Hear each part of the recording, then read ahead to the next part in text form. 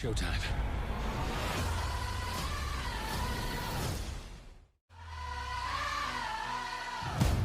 Ladies and gents, this is the moment you've waited for. Hello guys, do you know about the movie The Greatest Showman? Well, I'm sure many of you know about this movie. In this movie, it tells of famous trapeze artists of the 18th and 19th centuries. The name is P.T Barnum. In this film, told that Barnum was a very kind and caring person to someone else when all of that was directly opposite of the truth. He is also a massive hoax for his cycling survival.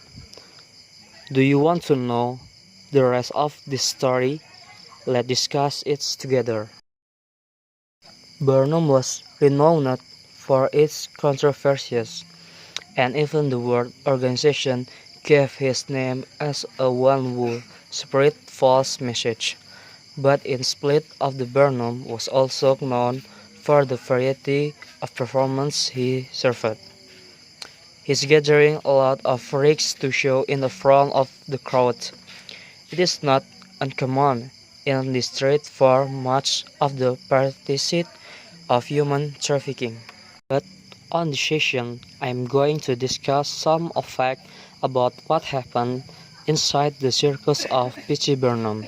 The things I am going to discuss is about Aborigine and bearded women.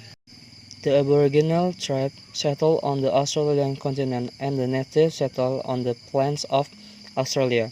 Then, as the era of colonialism began to populate to Europe states, there is in particular changes to human exploitation. Then Barnum exploit people by forcing the Aborigine and bring them in and expose them to public view. Then were forced to act like cannibals when it was not true. Barnum also kidnapped the Aboriginal tribes and was exposed inside his human garden or human zoo. Even when the chief died, instead of being burned in the pits, his body was preserved and plastered inside in his museum, so that his family eventually retrieved his body and was buried in Australia. But in modern era, government of Australia has never acknowledged the discrimination against the Aborigines. In reality, though the clearly colored, politically and economically refined treatment still remains. White people in general still display superior attitude toward the Aborigines. The condition left the Aborigines isolated in their own homeland.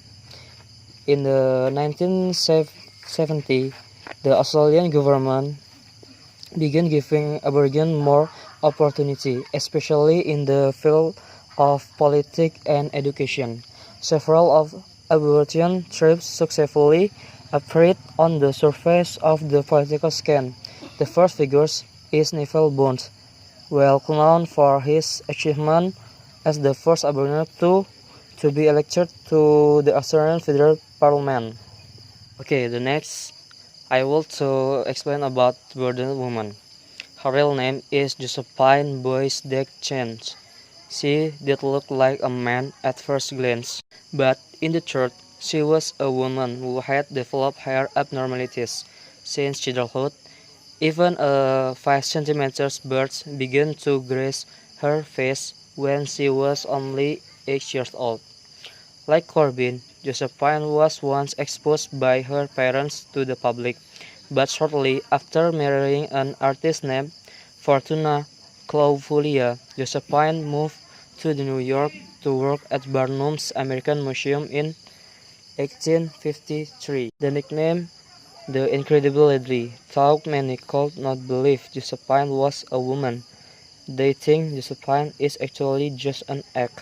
But in the fact of the matter is that she was someone who Barnum bought when she was 9 months old. So she grew up to the end of her life in the circus and was being exploited for the Barnum's sake to him too.